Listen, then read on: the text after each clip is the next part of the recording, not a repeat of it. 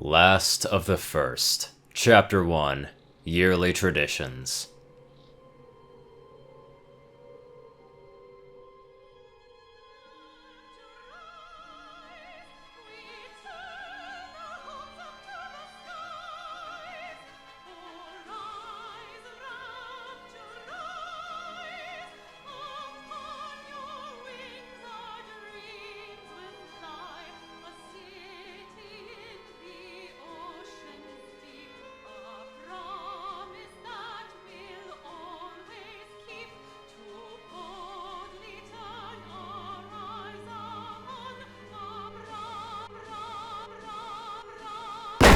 I quickly smashed the age record player, finding nothing but annoyance from hearing yet another broken record skip continuously. I never really did like that song anyways. As I pulled my arm off to the now shattered music machine, I noticed that my rubber gloves had begun to dispatch themselves again. More than likely, it was because of the recent trek that I had made outside for repairs. Bottom of the ocean or not, someone had to keep the city alive, even if it was already dead. I sighed as I looked around for a nearby mirror or reflective surface. See, one major flaw of my suit's design was that I couldn't seem to do any self-repairs whatsoever without a point of reference. Personally, I blamed it on the delay that the suit caused in my motor skills. Factually though, it was just because the suit was so large that it was hard to figure out what goes where without getting stuck. Nothing quite as embarrassing as trapping your arms together because of one loose bolt. I lumbered around for a few minutes, my heavy footsteps echoing throughout the Fontaine's department store, before I found a large cracked mirror nearby the display table.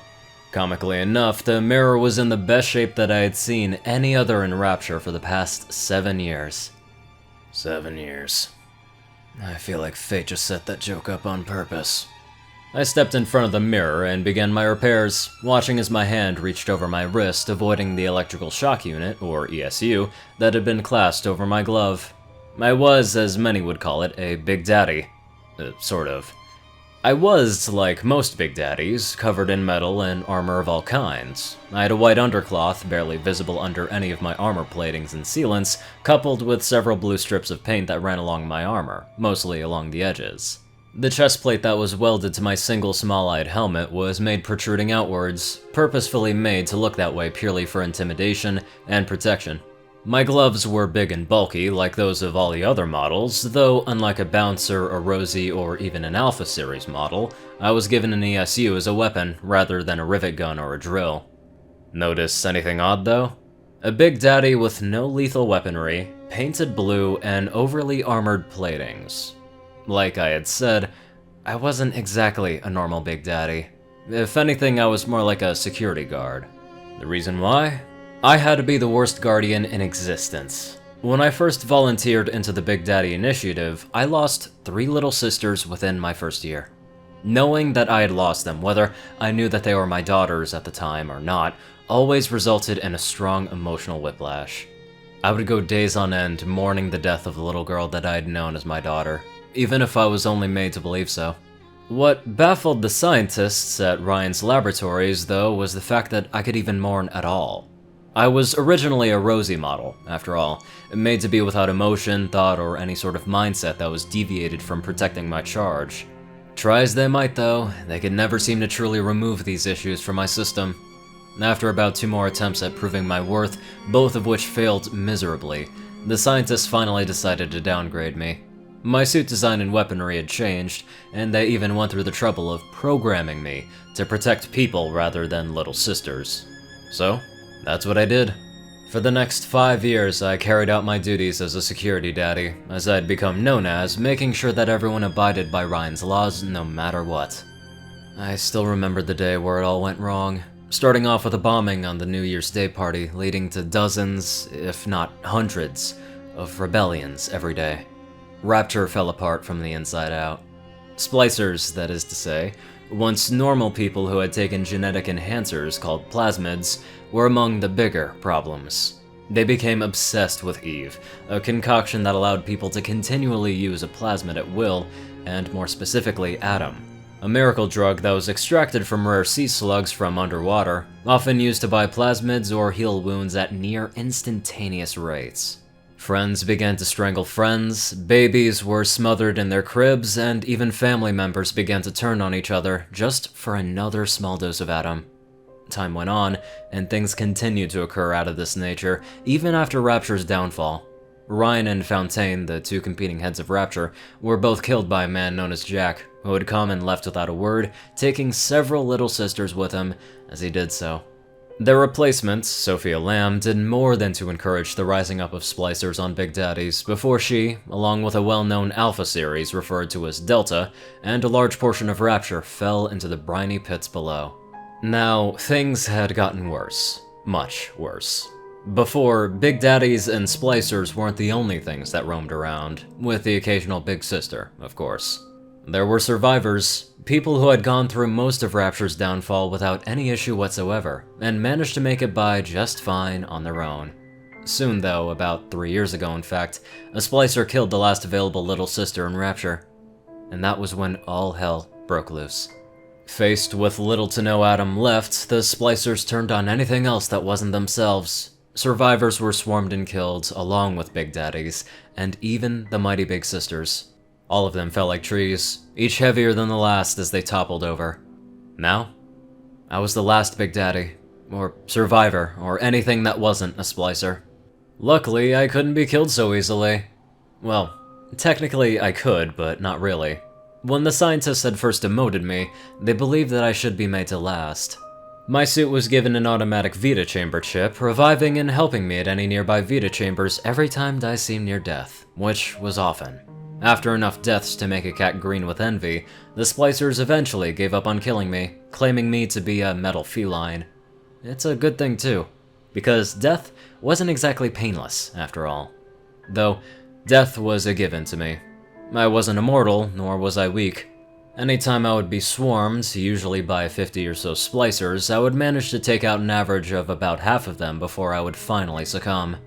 At some point, I'd lost count of exactly how many splicers I'd killed after the first 100 or so. As for the not immortal bit, the Vita chamber chip actually held a major flaw to it. If at any time, any part of my suit was removed, the chip would self-destruct. It was clever in that it wouldn't give anyone else a near-endless life, but it was flawed in that, if any part of my suit came off, even by accident, there would be nothing to keep me alive. That's why I had to repair the gloves as soon as possible to keep myself alive. Not that I had any reason to stay alive, that is, but I did want to see what else would happen as time passed on in the underwater hell known as Rapture. As I tightened the last of the bolts holding the gloves in place, I felt the ground below me start to tremble, if only slightly. Splicers from all around the city yelled out monstrously as the trembling began to grow in volume. Screams of excitement. I pointed my helmet towards a nearby window, looking out towards the deep ocean floor as a bright light appeared and grew brighter and brighter, enveloping the outside in white before fading back to its original level of darkness. Only this time, the seafloor was gone, and the city seemed to be floating rather than resting at the bottom of the sea. The ocean itself had a much more clear and vivid appearance, rays of light occasionally making their way down from what was likely the water surface. Has it been a year already? As the two princesses of Day and Night calmly waited in the throne room, the royal guards diligently on stand near them, a loud groan could be heard coming through the door. Both of the princesses seemed to flinch, if only slightly, as the guards opened the door for one of the more infamous members of the royal family, Prince Blueblood. He came in with a grimace, unsurprisingly, and immediately began to do what he was widely known for: complaining. Auntie, do I have to go on this diplomacy mission? We don't even know anything about this kingdom! The prince whined. Several of the guards in the room rolled their eyes, while the Princess of the Sun sighed and forced a smile towards her snooty family member. Were it not for the prince's arrogance, he could have easily seen through this facade. Yes, nephew. If we are to make peace with this kingdom, then we all must be present, she explained in her kindest possible tone, though she held nothing but her utmost contempt behind it. After all, this kingdom only appears once a year, so you'll only be gone for a day. Blueblood let out a resentful sigh, but he knew fully well that there was no arguing with his auntie when she got like this, so he held his distasteful tongue and once again exited the throne room, awaiting his call. The moment the doors closed behind him, nearly every pony in the room sighed in relief. They were stressed as is. Blue Blood would only add to the issue, let alone the fact that they had to deal with him throughout the entire mission.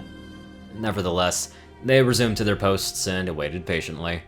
However, unbeknownst to them, 2 more ponies had decided to join them in their voyage as well, having hid themselves behind one of the several large pillars that decorated the room.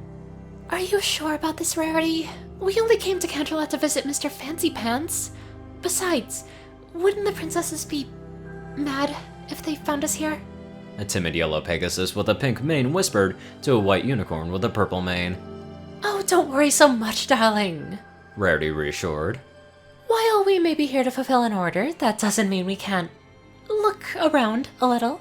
Besides, I have been hearing a lot about this new kingdom.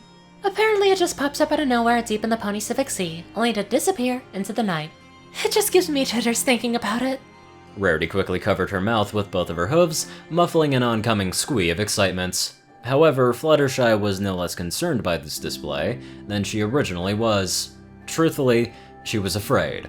Afraid of what the princesses would say if they were found, afraid of traveling so far away from Canterlot and Ponyville, but most of all, afraid of what this new kingdom would hold. Suddenly, the loud chiming of a clock rang through the air, the bells seeming to count themselves along. 1, 2, 3. The guard stiffened ever so slightly, as every pony in the room counted along with the clock. 6, 7, 8. Both Luna and Celestia's eyes narrowed, their horns beginning to glow in preparation. 10, 11, 12. Rarity and Fluttershy's breaths were caught. Rarity out of excitement, while Fluttershy's was due to her anxiety. It is time, Princess Luna stated as she looked towards the guards. Retrieve Prince Blueblood and any other royal guards that you can at once. We have until the clock once more strikes at 12 to return. I could never get used to that. For some reason, once a year for 12 hours, Rapture would be surrounded by a blindingly white light, and the ocean around it would seem different. I could never get my head around it, but then again, it made no difference, did it?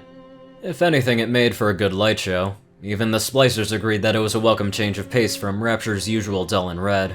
Red being blood, that is. Honestly, I just wish something exciting would happen for once. I have the oddest feeling that I'm gonna regret that wish. It's a very odd but unique crossover. Definitely something that's welcome, and I remember BioShock when I was a kid, and played the hell out of that. Anywho, let's get on to our magical donators. Top donators, Dash of Evergreen, Peter Coldhard, J Tin Man, and Darkside. Courier Crew CI, Delta Omega, Ponyman, RuneScythe 9852, Dospo, Rhyny Dragonwolf, Secret Moon, Tall Rasha, The Toilet Snake, Cerberus, Starlight Glimmer, Squiddy Boy, David E. Sanchez, Soul Dragon, Gaggy, Trey, Shadow Drake, Joe Piercy, Alex F., Rainbow Dash, Teal'ca Anderson, TV Killer, and John Becker. Thank you all very much for watching this video, and live life to the fullest.